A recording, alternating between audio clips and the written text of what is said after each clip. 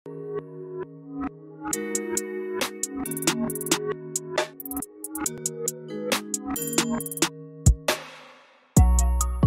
semua, selamat datang kembali di sesi obrolan bersama The Folio. Kali ini The Folio mengundang muse kita untuk yang akan di edisi Juli Agustus ini adalah Syarifah Danis. Hai Danis. Hai, apa kabar Edwin? Baik, Danis gimana, apa kabar? Saya alhamdulillah baik. Alhamdulillah. Kemarin kan kita udah sempat photoshoot tuh, kira-kira gimana? Seru sih. Photoshoot. Pertama kali. Nah, ya. Photoshoot pertama kali semasa PSBB ini. Awalnya sih deg-degan ya, karena maksudnya itu benar-benar pekerjaan pertama kali yang saya ambil untuk keluar rumah gitu dan ketemu bukan keluarga inti yang dari rumah. Jadi kayak awalnya sih deg-degan, tapi pas sudah di sana sih kayak sempat lupa gitu. Sempat lupa lagi PSBB. Ya. Cuman maksudnya kita kan semua udah sesuai dengan protokol kesehatan lah ya, sudah datang dengan pakai masker dan berusaha menjaga jarak. Gitu. Tapi alhamdulillah lancar dan seru. Itu juga kita timnya di minimize, itu biasanya ada asisten. Oh iya benar. Sedikit banget. Kita berapa orang ya berarti kemarin, kayak cuman kemarin itu dari The Folio-nya aku doang. Iya benar. Terus aku ada 2 orang. Fotografernya, terus fotografernya sendiri. Ya itu dia sendiri. Aku juga nggak minta ini, nggak usah tolong bawa asisten fotografer. Benar-benar Seminim mungkin ya orangnya ya. Dan kita memutuskan ya udahlah interviewnya supaya nggak interaksi banget nih di Zoom ini gitu kan. Nanti kalau misalnya tiba-tiba ada gangguan nggak apa-apa ya. Kalau interview di rumah susahnya kayak gitu, tiba-tiba anak nyamperin, terus tiba-tiba ada paket. Soalnya maksudnya di rumah kebetulan lagi nggak ada mbak, jadi kayak. Iya. Terus kira-kira Danis sedang sibuk apa sih belakangan ini? Belakangan ini sibuk di rumah, sibuk sebagai seorang ibu, sibuk sebagai seorang istri, sibuk kalau di rumah karena ya tadi yang saya bilang sebelumnya, dari semenjak Lebaran kemarin nggak ada mbak gitu di rumah, jadi benar-benar ngurus rumah berdua dengan suami. Kayak saling bantu aja gitu, terus sama lagi rajin yoga sekarang. Iya, aku lihat di Instagramnya ini ya, sering yoga gitu. Iya, jadi tagihan gitu. Kenapa? Yoga di Zooming juga, di Zoom juga maksudku. Iya, di Zoom juga. Jadi kayak saya ngambil kelasnya sekitar 5 orang gitu, terus gurunya 1. Jadi dia pas lagi ngajar, kita di mute, kita ngikutin aja gitu. Kalau ada pertanyaan baru ngasih tanda gitu, mau nanya atau apa gitu. Tapi aktif yoga ini pas mulai di rumah aja ini atau memang sebelumnya juga ada? Enggak, sebelumnya emang udah setahun lah kurang lebih. Setahun, jadi terus sempet rajinnya tuh dulu sebelumnya ke studio kan di Kemang. Semenjak PSBB ya udah akhirnya Zooman di rumah. Tapi ternyata enak juga sih di rumah, jadi nggak perlu ada effort untuk keluar rumahnya gitu. Jadi bangun tidur nggak usah ngapa-ngapain, langsung yoga. Tapi ngomongin yoga sebentar nih, kalau bagi diri pribadi Dani sendiri ada positifnya tuh apa aja sih yang Danis rasakan? Kalau untuk sampai saat ini, awalnya tuh dulu saya nggak pernah ngerasa bakal tertarik sama yoga. Karena dulu tuh ngerasa, aduh ini yoga kayaknya gue bakal tidur nih kalau yoga gitu. Ngeliatnya kan kayak gitu karena belum pernah nyobain kan gitu. Terus ya iseng-iseng tahun lalu itu bareng-bareng sama beberapa cast dari Imperfect tuh, kayak kita mau nyobain yoga bareng tuh. Nah dari situ pertama kali nyobain yoga. Oh sebelumnya udah pernah sih, tapi udah lama banget, kayak beberapa tahun yang lalu nyobain 1 kali dan emang nggak tertarik lah ya setelah 1 kali nyobain itu. Tapi setelah nyoba yang tahun lalu itu, sekali nyobain langsung kayak kok rasa badannya enak banget. Dan saya tuh punya masalah dengan tidur, sering nggak bisa tidur. Dan semenjak yoga tuh somehow tuh tidurnya lebih enak dan lebih teratur gitu. Oke. Belum sedalam itu sampai ngerasain sampai ke, kan ada yang tingkatannya udah tinggi lah ya, sampai bisa menjadi yoga tuh kayak panduan hidup gitu, tapi kayak belum sampai ke itu. Tapi itu kayaknya aku harus mulai coba sih. Soalnya aku juga punya gangguan tidur. Ya, iya itu enak sih kalau misalnya dan eh ya memang cocok-cocokan juga sih. Kalau saya emang ternyata nggak begitu cocok karena punya masalah sama lambung, nggak begitu cocok sama olahraga yang terlalu apa ya, kardio ya, yang terlalu pace-nya terlalu cepat gitu. Dan ternyata yoga tuh cocok buat saya gitu. Terus nih kalau misalnya kita lanjut ngomongin karirnya Danis nih ya. Ini tuh sebenarnya awal mula karir Danis tuh dari perfilman dulu atau dari televisi dulu sih? Awalnya banget kan iklan. Okay. Tahun 2003 kalau nggak salah, tahun 2003 itu awalnya muncul di TV lah ya, iklan untuk suatu produk kecantikan pembersih muka. Waktu itu masih muda. Masih muda. 2003 4 tahun yang lalu tuh. Masih muda, masih kuliah. Yeah. Terus masih kuliah di Bandung juga, masih tinggal di Bandung. Jadi saat itu kalau kerja tuh bolak-balik Jakarta-Bandung. Dari iklan, terus ditawarin casting film, nyoba-nyoba, dapet deh film horor. Pertama kali langsung film horor. Di sini ada setan ya? Iya, di sini ada setan the movie. Berarti di sini ada setan dulu baru Coffee Bean Show? Iya, betul. Nah, okay. Terus kalau misalnya kita ngomongin, ini kan tidak dimungkiri kalau Danis ini dikenal melalui Rumah Dara. Ya. Nah, bagi Danis sendiri susah nggak sih melepas image Dara dari Rumah Dara ini? Maksudnya secara acting atau image yang orang lihat? Yang orang lihat. Iya, susah. Betul. Nah. Kayak semua, mungkin karena Dara itu salah satu karakter yang cukup ikonik yang pernah saya perankan. Jadi orang ingatnya Sharifah Danish dengan Dara. Dan saat itu film dengan genre slasher tuh masih jarang banget kan di Indonesia. Jadi sangat nempel sih buat orang. Iya. Terus kan memang apresiasi orang publik itu dari film Rumah Dara ini kan besar banget nih terhadap Danis. Itu kemudian aku melihatnya Danis ini cukup sering ikut sertakan di film-film horor atau slasher selanjutnya gitu kan. Kira-kira apakah ini membuktikan kalau misalnya susah lepasnya image Dara tersebut di diri Danis nggak? Kayaknya tuh Danis tuh genre-nya tuh horor, slasher gitu ya. Iya sih, saya ngerasanya emang kayak gitu. Ya mungkin salah satunya yang tadi saya jelaskan itu karena karakternya cukup ikonik, terus orang melihatnya ternyata saya cocok untuk memerankan karakter di film horor. Jadi tawaran yang datang emang banyak di genre horor, tapi ternyata enggak juga. Maksudnya ternyata ada juga tawaran yang akhirnya ya bikin saya lumayan kayak oh ternyata saya nggak stuck di horor aja gitu. Ada juga tawaran di film komedi dan drama. Yang terbaru ya Imperfect inilah ya, kemarin. Ya, betul. Sama The Coffee Bean Show juga kan komedi. Sama sempat main sinetron juga di salah satu stasiun TV swasta, itu komedi juga. Judulnya Tukang Ojek Pengkolan. Tapi kalau bagi saking nempelnya Dara. Bagi Dara sendiri nggak masalah image Dara ini susah lepas dari kamu? Enggak sih. Saya nggak pernah mempermasalahkan gitu. Maksudnya kayak ya jalanin aja kayak karena emang mungkin rezekinya di situ. Dan saya juga mengakui kalau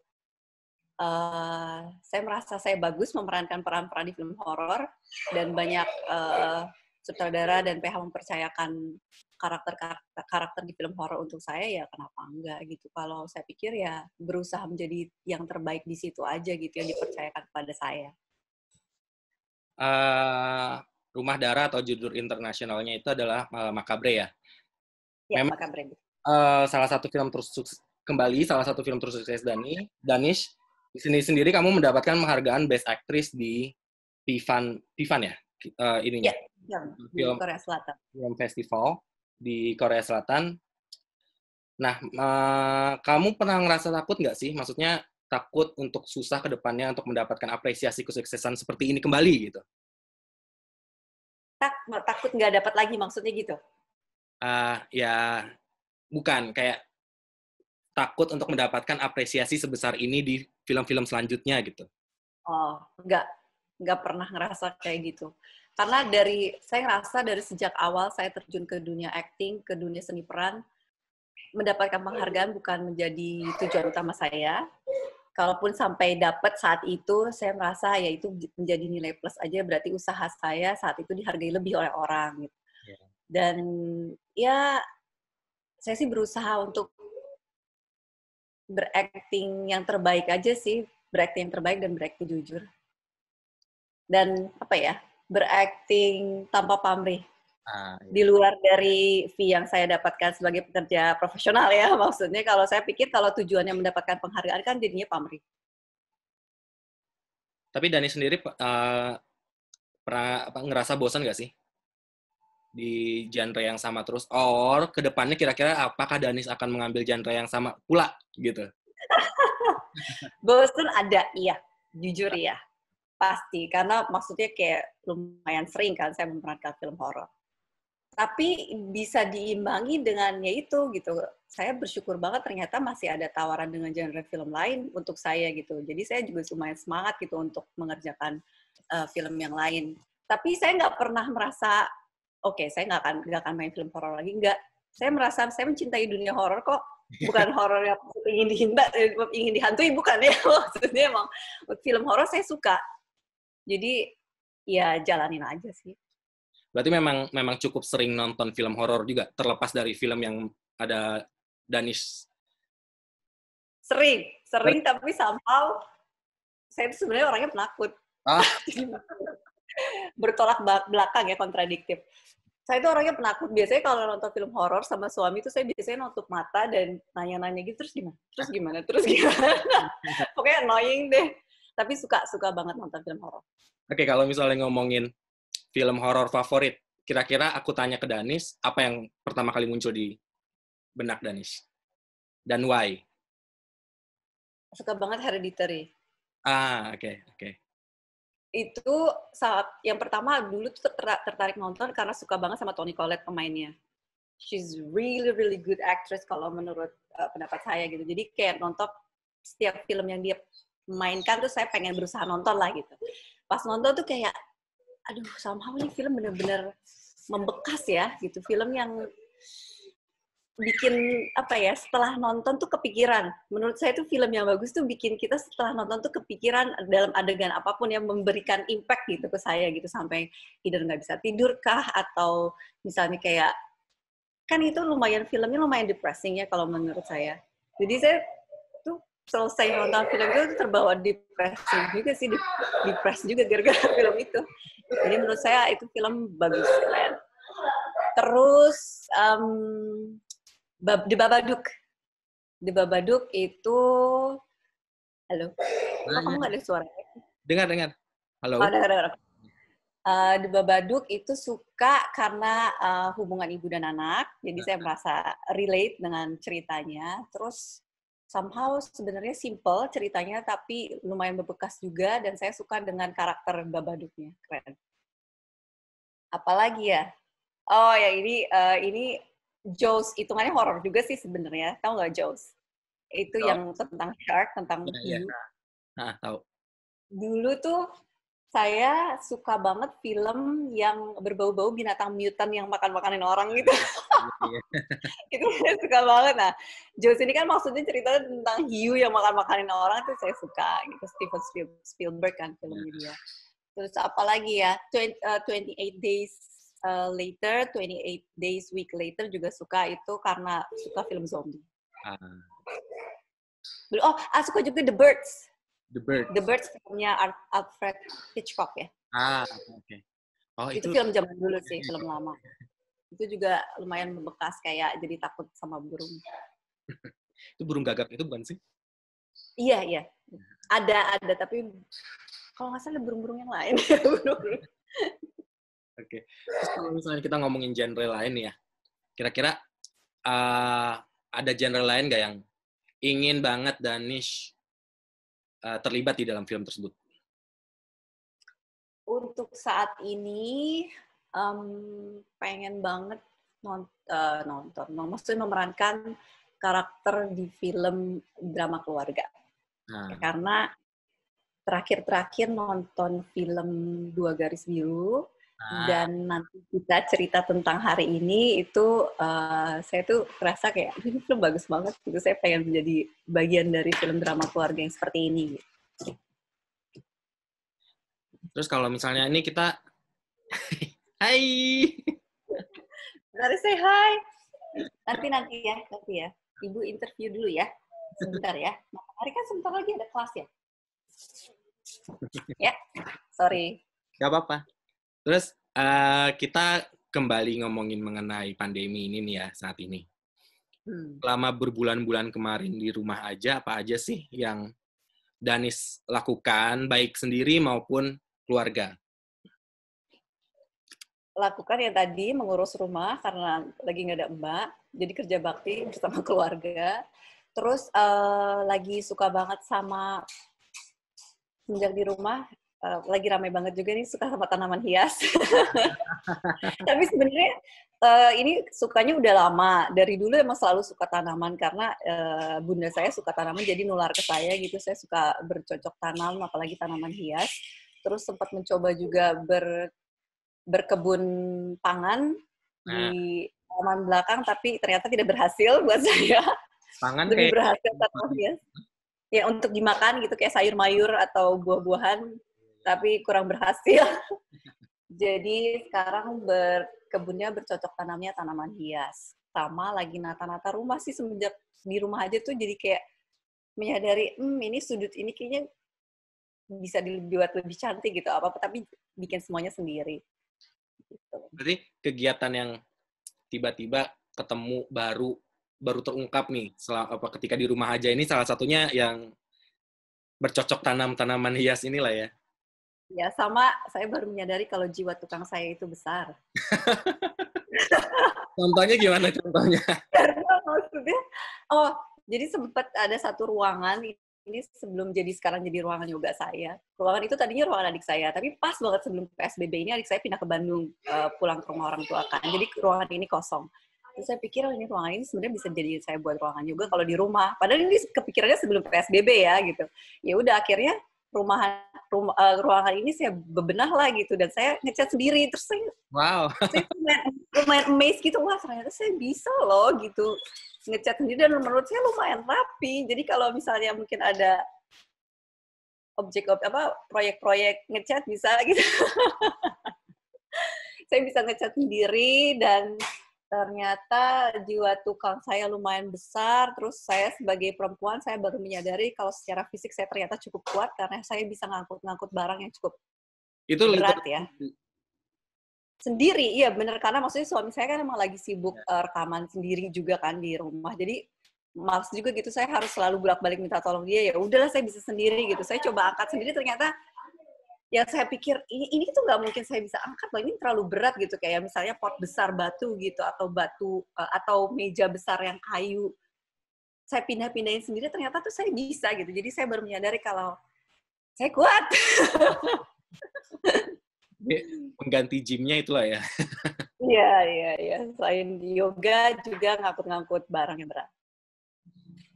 Kemudian kalau aku lihat di Instagram kamu nih, traveling itu kan kayaknya menjadi salah satu hal utama untuk dilakukan bersama keluarga. Since pandemi, ada traveling yang tertunda nggak kemarin sebelumnya? Dan kalau tertunda, kenapa? Kalau misalnya memang ada yang tertunda, itu kira-kira mau kemana kemarin? Yang tertunda tidak ada, tapi maksudnya memang rencana-rencana sih ada, tapi belum yang sempat sampai beli tiket lah atau udah fix mau ke sana gitu. Jadi tidak ada sih yang tertunda gitu. Tapi kalau misalnya nanti semoga pandemik ini segera berakhir, terus kita bisa traveling lagi, sangat ingin keliling Indonesia karena banyak banget kota-kota dan pulau-pulau yang belum pernah dikunjungi dan ternyata bagus-bagus, nggak kalah sama luar negeri. Nah, untuk luar negerinya pengen balik lagi ke negara-negara Skandinavia. Kalau misalnya ini kebetulan edisi ini kan kita juga edisi HUT RI, Kemerdekaan Indonesia. Nah, menyinggung yang tadi jalan-jalan keliling Indonesia, kira-kira 3 destinasi utama deh di Indonesia, kira-kira ininya kemana? Raja Ampat saya belum pernah. Bahkan Pulau Macan dan pulau-pulau kecil, Pulau Seribu itu saya belum pernah ya. Jadi kayak terlalu banyak. Pengen ke Sumba. Oke. Terus kemana lagi ya? Aduh lupa, ada kayak pulau kecil yang katanya bagus tuh di daerah Sulawesi atau apa ya? Lupa, nanti boleh browsing dulu nggak? Gitu. Nama pulaunya itu kalau nggak salah. Sebenarnya kalau di list tuh banyak banget, kayak banyak pulau-pulau terpelosok gitu yang ternyata baru tahu ini bagus, belum pernah ke sana gitu. Terus menyinggung kembali mengenai HUT RI, Agustus ini Indonesia berulang tahun ke-75. Tahun lalu, harapan kamu bagi Indonesia adalah agar pendidikan menjadi concern semua orang. Betul? Kok kamu tahu? Lihat di Instagram. Kamu nyontek dulu ya? Oke. Terus kemudian tahun ini kira-kira harapan Danis untuk Indonesia apa? Pasti harapan saya akan sama dengan semua orang. Semoga pandemik ini segera berakhir di Indonesia dan di dunia ya. Semoga Indonesia bisa menjadi bangsa yang kuat untuk bisa menghadapi pandemik ini. Semoga kebijakan-kebijakan pemerintah apapun itu di saat ini dan nanti memang benar untuk kesejahteraan bangsa. Dan apalagi ya, maksudnya kalau saya tuh ngerasa untuk bisa membuat Indonesia pulih saat ini bukan hanya tugas pemerintah, tapi tugas kita juga sebagai bagian dari bangsa gitu. Betul. Terus Dani sendiri seandainya diberikan waktu dan peluang lebih untuk give back ke Indonesia, kira-kira apa yang ingin banget kamu lakukan? Langsung mikir. Sebenarnya kalau saya nggak mau muluk-muluk ya, nggak mau ngoyo dan berpikir terlalu besar gitu. Saya ngerasa apa yang bisa saya lakukan tuh untuk saat ini dan nanti saya ingin selalu terus berusaha bisa menjadi ibu yang terbaik versi saya untuk anak saya, Matahari. Karena, maksudnya saya akan selalu berusaha memberikan nilai-nilai baik untuk dia karena itu akan berpengaruh membentuk karakter dia ke depannya sebagai manusia dan sebagai generasi penerus bangsa. Ya, semoga bisa, doakan ya. Amin. Amin. Terakhir nih, Danis. 3 kegiatan budaya yang ingin sekali kamu lakukan dari dulu hingga sekarang tapi belum pernah dilakukan, kira-kira apa aja? Yang belum pernah dilakukan, sebenarnya saya sangat ingin belajar membatik, belajar menenun. Yang sudah dilakukan tapi belum maksimal adalah berbahasa Indonesia yang baik dan benar.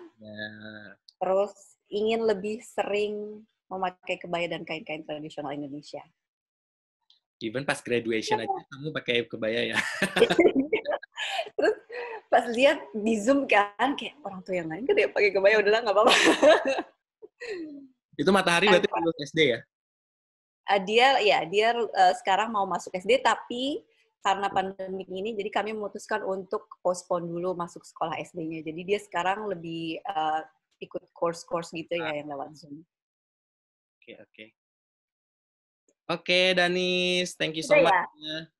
Ya, pokoknya thank you banget udah ngeluangin waktunya untuk kemarin photoshoot bareng Defolio, terus sekarang sesi Zoom wawancaranya. Thank you banget udah partisipasi di Defolio kita edisi Juli Agustus ini. Terima kasih banyak. Saya juga mengucapkan terima kasih banyak untuk Defolio sudah mengundang saya bisa menjadi muse untuk bulan apa ya? Bulan Agustus ya? Ya, thank you. Terima kasih banyak Edwin dan terima kasih banyak Defolio. Dadah, thank you, Sa. Dadah, thank you. Sehat selalu ya. Bye-bye. Bye.